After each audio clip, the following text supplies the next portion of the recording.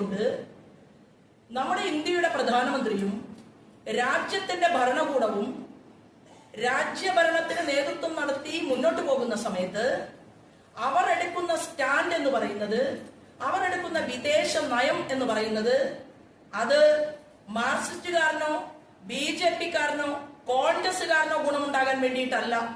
നമ്മുടെ രാജ്യത്തിന്റെ പ്രധാനമന്ത്രിയും വകുപ്പ് മന്ത്രിമാരും വിദേശ നയം രൂപീകരിക്കുന്നത് നമ്മുടെ രാജ്യത്തിന്റെ താല്പര്യത്തിനനുസൃതമായിട്ടാണ്.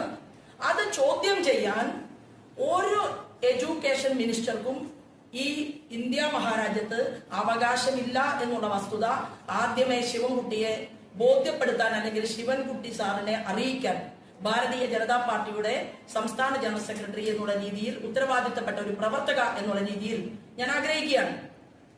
മിസ്റ്റർ ശിവൻകുട്ടി, താങ്കൾ എന്താ ഉദ്ദേശിക്കുന്നത്?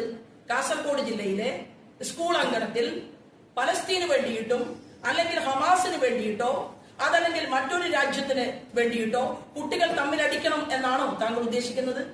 അങ്ങനെയാണോ അധ്യാപകന്മാർ കുട്ടികളെ വാർത്തെടുക്കേണ്ടത്?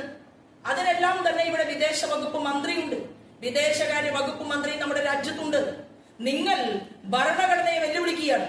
കാരണം രാജ്യത്തിന്റെ വിദേശ നയത്തിന് എതിരായിക്കൊണ്ട് രാജ്യമെടുത്തിട്ടുള്ള തീരുമാനങ്ങൾക്കെതിരെ ഇവിടുത്തെ ഹിന്ദുവിനെയും മുസൽമാനെയും തമ്മിലടിപ്പിക്കാൻ വേണ്ടി നിങ്ങൾ പരിശ്രമം നടത്തിയവരാണ്.